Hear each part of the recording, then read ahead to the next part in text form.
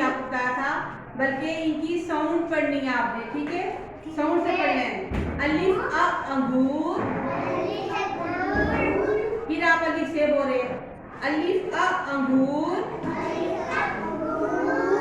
अलिफ मदा आ आम,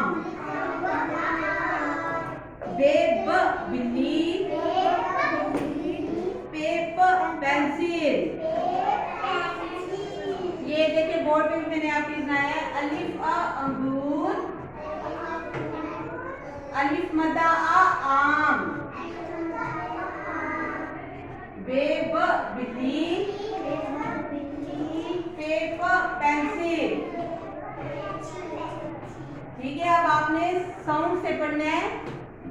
ये अलिफ से या से का लफ्ज या फा का लफ्ज इस्तेमाल नहीं करना।